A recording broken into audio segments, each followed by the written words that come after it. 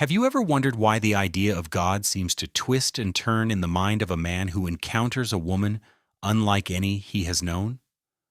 Carl Jung, the towering architect of the psyche's hidden chambers, wrestled not merely with the divine, but with a force far more unsettling, the woman who makes a man question everything, his beliefs, his identity, even the foundations of his soul. For Jung, God was never just a celestial figure or a doctrine to be accepted without question. Instead, God was a symbol deeply embedded in the collective unconscious, a vast archetype reflecting both the light and the shadow of human consciousness. But lurking beneath his reverence was a profound, almost primal fear, the fear of that feminine presence whose very existence demands that a man strip away his illusions, confront his shadow, and face the raw, unvarnished truth of himself. This woman is no mere muse or passive enchantress. She is an animus shatterer, a shadow confrontress, a catalyst of individuation. When she steps into a man's life, the archetypal order shifts. The neat structures of certainty dissolve, replaced by a tempest of doubt and existential upheaval. She embodies what Jung called the Great Mother and the Wise Old Woman. Paradoxical forces of nurture and destruction, creation and annihilation. Her eyes hold the abyss, and in her presence, a man's ego is compelled to stand naked before the chaos of his own unconscious. What Jung understood, in a way that few do, is that the true divine encounter is not with a God who answers prayers or rewards faith, but with a woman who refuses to let a man hide behind his stories, his beliefs, or his righteous armor. She does not accept the status quo of faith or identity. Instead, she invites, and often forces, him to wrestle with the unbearable mystery of existence, with the contradictions of light and shadow entwined within every human heart. Imagine, then, the terror and allure of such a figure. She is the embodiment of the unknown, the unconscious feminine that stirs the waters of a man's soul. To face her is to be drawn into the labyrinth of one's own psyche, where the gods and demons reside side by side. She asks the questions that no godly voice can answer. Who are you beneath your masks? What truths are you unwilling to face? What parts of yourself have you denied, disowned, or hidden in the shadows? To encounter her is to begin the journey of individuation, the process Jung called the sacred task of becoming whole, of integrating the fractured self. This process is neither gentle nor kind. It is a crucible. It tears down idols and false gods, including those erected within the psyche itself. For a man, it means confronting the shadow, the dark, rejected parts of himself that refuse to be tamed or controlled. The woman who challenges him is often the mirror reflecting these shadows back with relentless clarity. In her presence, projection shatters. The illusions of love, power, and control dissolve into raw awareness. Jung knew this well. He saw how the masculine ego often tries to dominate or flee from this feminine force, yet it cannot be escaped without deep inner fragmentation. In this dance of confrontation, the woman is both muse and warrior. She awakens what is buried deep, calling forth the latent capacities for courage, vulnerability, and transformation. To some men, she may seem a threat, a destabilizing force that upends their sense of divine order. To others, she is the doorway to a new kind of faith, one born not of dogma, but of lived experience, a faith that embraces paradox, mystery, and the shadow as integral to the sacred whole. But why did Jung himself wrestle so intensely with this question of God and the feminine? Because in his own inner world, he recognized the duality that defines the human spirit. The God of traditional religion was often portrayed as distant, paternal, commanding obedience. Yet the feminine divine, wild and inscrutable, demanded something different, a surrender to the unknown, a reckoning with the dark depths beneath the surface. Jung's own personal encounters with the feminine, symbolized in his dreams, his visions, and his relationships, revealed a tension between reverence and fear, desire and dread. His psychology offers a map for this terrain. It tells us that the ego, with its hunger for control and clarity, resists the chaos the feminine brings. But the soul, yearning for wholeness and depth, calls out to be seen, heard, and integrated. The woman who questions everything is the soul's envoy, the living paradox that unsettles the ego's complacency and compels a man to awaken from the sleep of spiritual complacency. And so, this is the story that unfolds beneath every encounter where a woman's presence ignites a man's soul to question the very ground beneath his feet. It is not simply about belief in God, but about the living, breathing experience of mystery that defies neat answers and challenges every sacred assumption. This is why Jung never reduced God to doctrine. He understood God as the eternal unknown, a symbol that calls forth both awe and terror, and above all, the courage to walk into the darkness hand in hand with the shadow.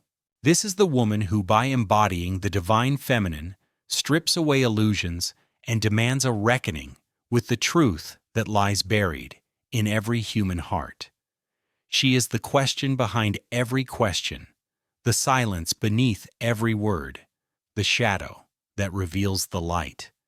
And in this reckoning, a man either breaks or begins to become truly alive. The encounter with such a woman is never accidental.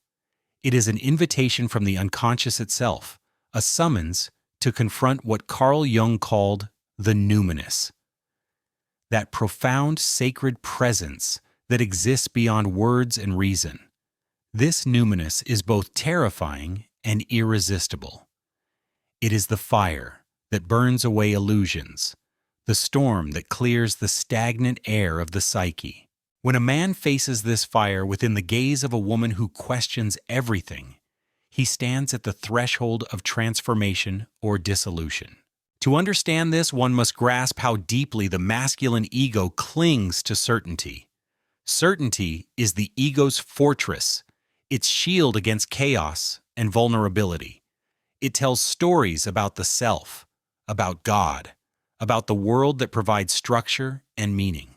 But the woman who makes a man question everything is the living embodiment of doubt and mystery. She is the paradox that refuses to be solved, the riddle that cannot be answered by logic or faith alone. Her presence forces a man to descend into the underworld of his own psyche, to face the dark forces he has repressed, denied, or feared. This descent is the crucible of the dark night of the soul, a term borrowed from mystical traditions, but deeply resonant with Jungian thought. It is here, in the depths of despair and uncertainty, that the ego faces its death and the soul its rebirth. The woman who stirs this process does not comfort or console. Instead, she demands authenticity, courage, and the willingness to be vulnerable. She exposes the illusions of control and certainty, leaving a man raw and exposed, yet poised on the edge of a profound awakening. But this awakening is not simply a psychological event, it is a spiritual revolution.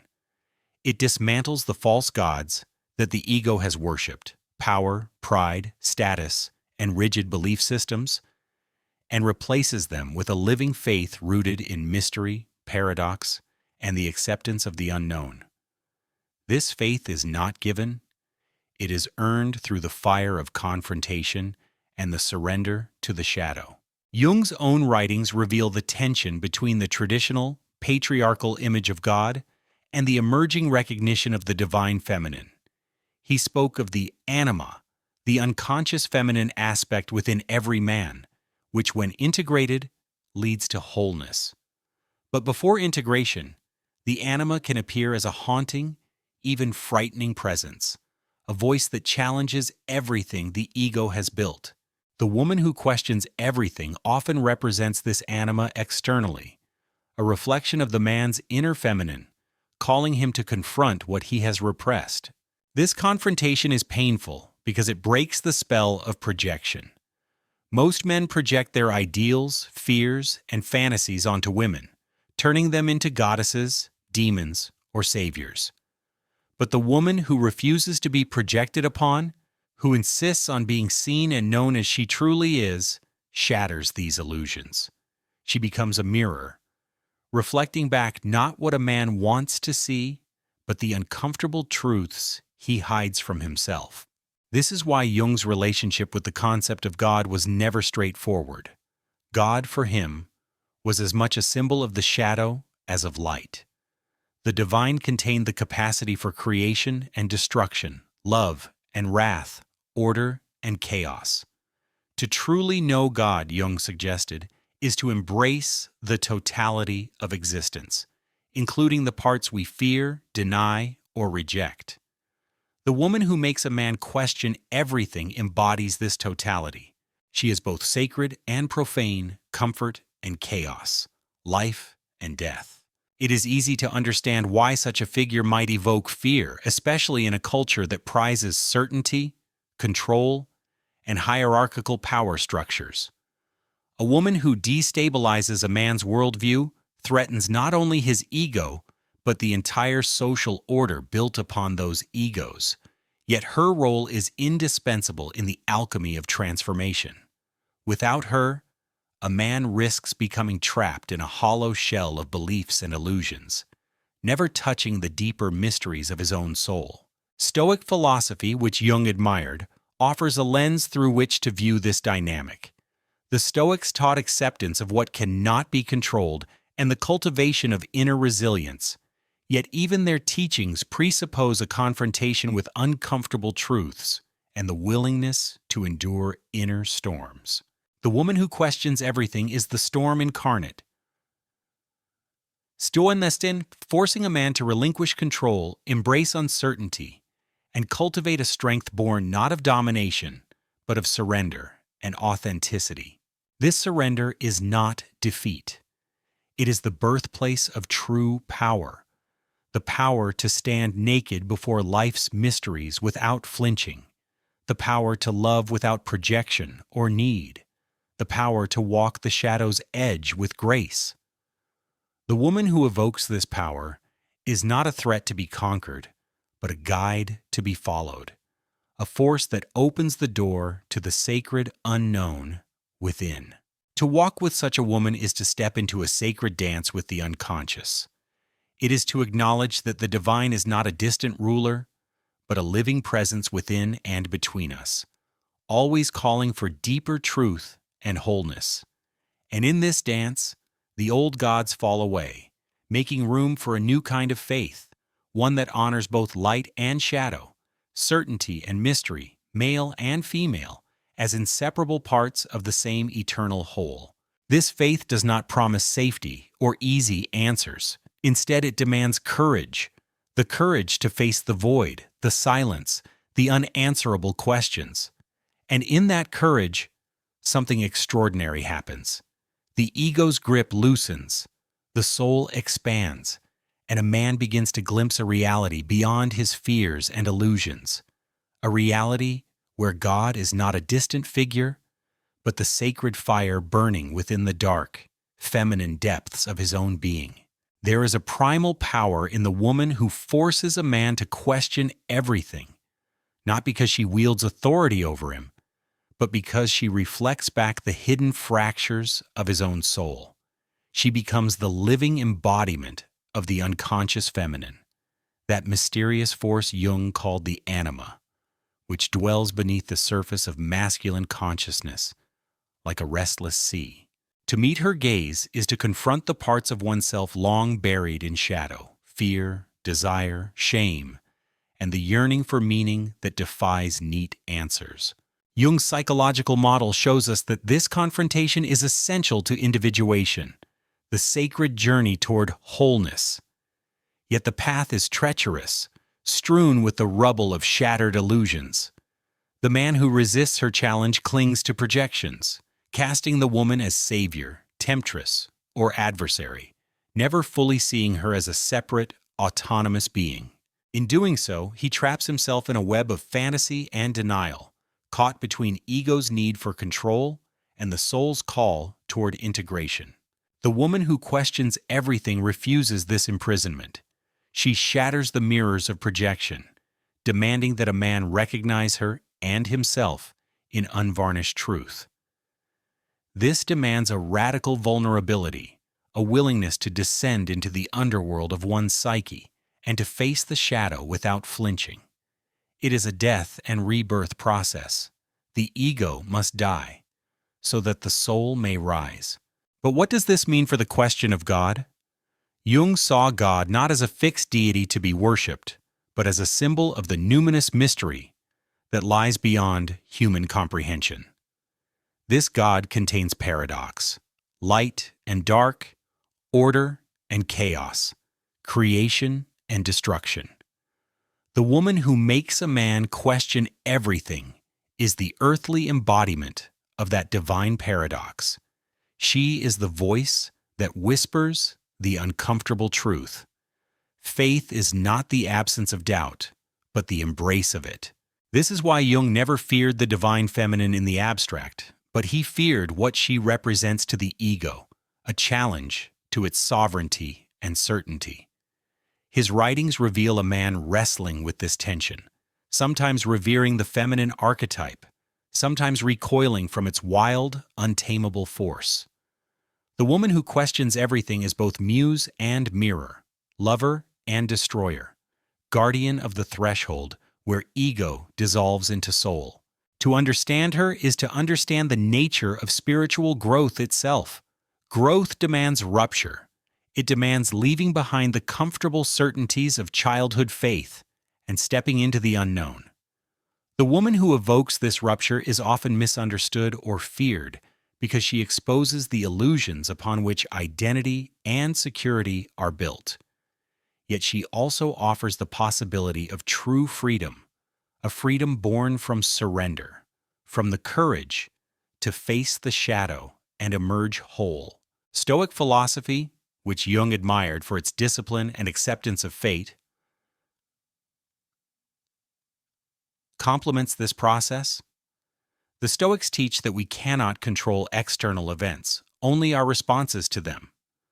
The woman who questions everything forces a man to practice this Stoic resilience, to let go of attachment to his beliefs and ego narratives. She is a living lesson in the art of acceptance, acceptance not as passive resignation, but as active engagement with life's deepest mysteries.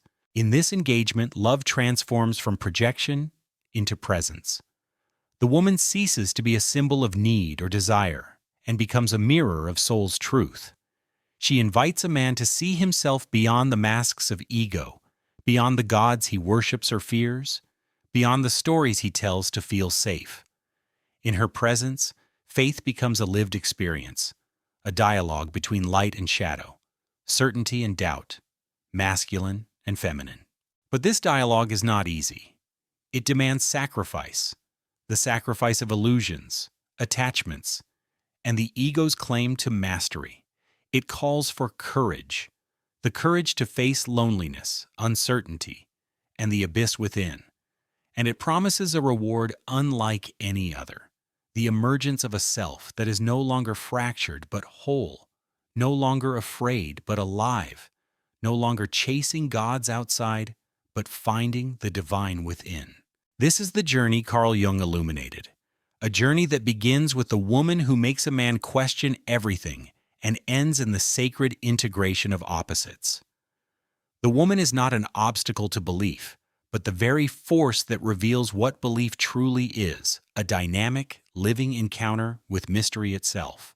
In the shadow of her presence, a man's God is reborn, not as a distant patriarchal figure, but as the sacred fire kindled in the depths of his soul. It is a fire that burns away pretense, illuminates the dark, and warms the heart to the wild, untamed truth of existence. To follow this path is to become a seeker of the sacred unknown, a traveler through the labyrinth of soul. It is to learn that God is not a certainty to be grasped, but a mystery to be lived, a presence to be honored in the shadow and light of every human heart. To walk into the depths of this transformative encounter is to step willingly into the arena of contradiction and paradox. The woman who makes a man question everything embodies the divine feminine's dual nature. She is both destroyer and creator, tormentor and healer, shadow and light entwined in a dance as old as time itself. She challenges not only the man's beliefs, but the very foundation of his identity. When her presence ignites the fires of inner upheaval, the ego feels threatened, grasping for control and certainty.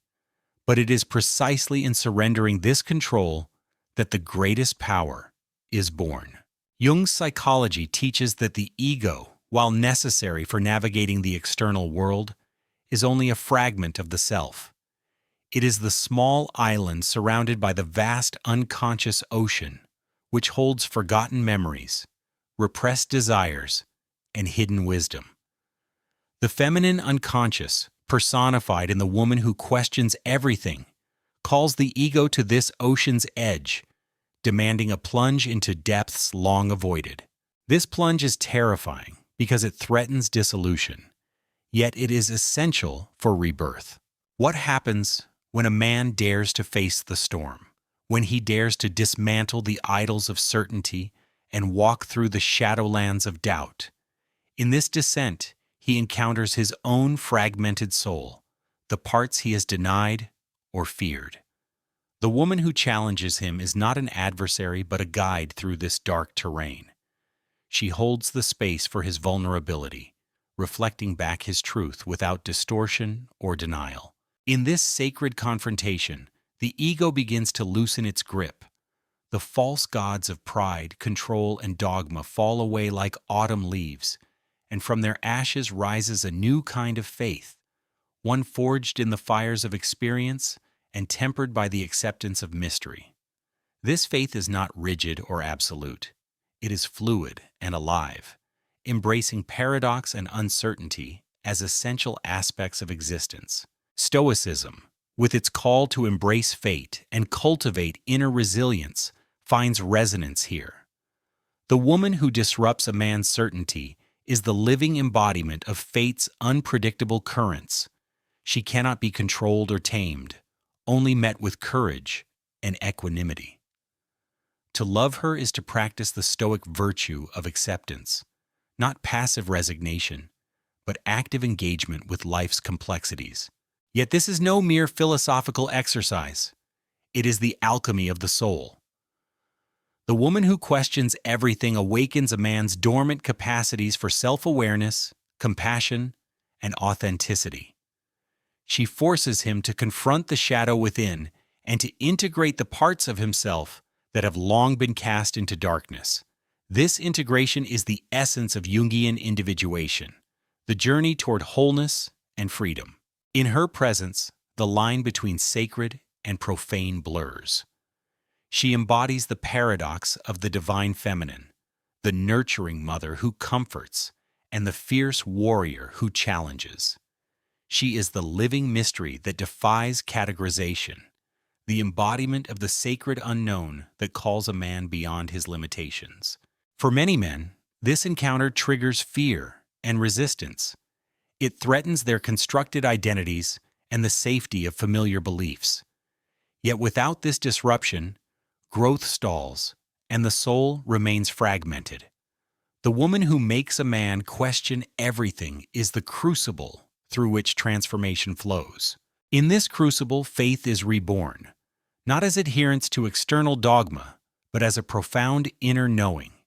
It is a faith that holds space for doubt and shadow, that embraces the full spectrum of human experience. It is a faith rooted in presence, authenticity, and the courageous embrace of mystery. The journey that begins with the questioning woman leads to a sacred dance between masculine and feminine energies, light and shadow, certainty, and doubt. It is a dance that reveals the true nature of the divine, not as a distant paternal figure, but as the living fire burning within every human heart. This fire kindles courage, vulnerability, and the capacity to love without illusion or need. It awakens the soul to its deepest truth and calls it home. To follow this path is to become a seeker of the sacred unknown, a traveler through the labyrinth of the psyche, and a witness to the eternal dance of opposites. The woman who makes a man question everything carries within her the essence of transformation, an energy both feared and revered. She is the mirror that reflects not only beauty, but also the hidden wounds, the unspoken fears, and the buried truths a man keeps locked away. To stand before her is to confront the raw, unfiltered reality of the self, a reality that demands courage, honesty, and surrender. Carl Jung's deep exploration of the psyche reveals that this encounter is more than interpersonal, it is cosmic. The feminine archetype she embodies is a bridge between the personal and the collective unconscious, a gateway to mysteries that transcend individual experience. Through her, the veil between the known and unknown lifts, exposing the liminal space where spirit and shadow intertwine. In this space, the question of God transcends doctrine and dogma. God becomes the symbol of the great mystery that enfolds all existence, the paradox of creation and destruction, order and chaos, love and fear. The woman who challenges a man's beliefs embodies this paradox, forcing him to step beyond rigid definitions and enter the fluid, dynamic realm of spiritual alchemy. She does not offer comfort in easy answers. Instead, she invites him into the wilderness of uncertainty, where growth takes root in the soil of doubt. Here, faith is not a static possession, but a living journey, an evolving dialogue with the unknown. It is the faith that allows a man to hold space for both light and shadow, to embrace the full spectrum of his humanity without retreat or denial. This journey is arduous.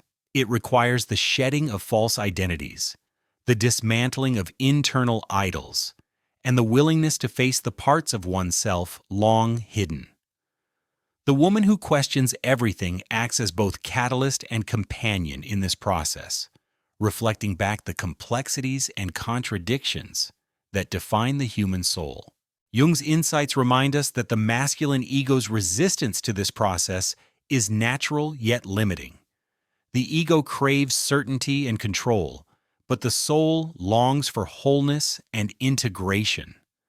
The woman who stirs this longing compels a man to reconcile these forces, to move beyond dualities and embrace a more expansive vision of self.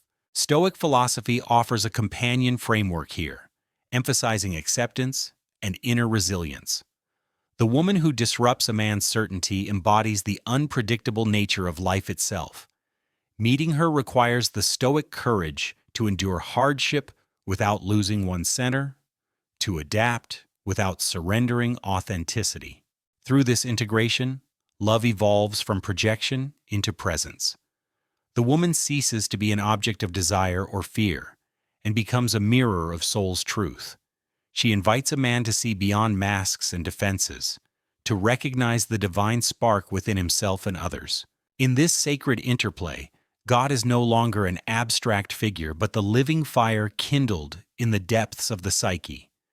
It is the fire that burns away illusion, illuminates shadow, and warms the heart to the wild, untamed truth of existence. To embrace this truth is to embark on a transformative journey, a journey marked by courage, vulnerability, and the profound freedom that comes from knowing oneself fully. The woman who knows her worth doesn't chase, she chooses.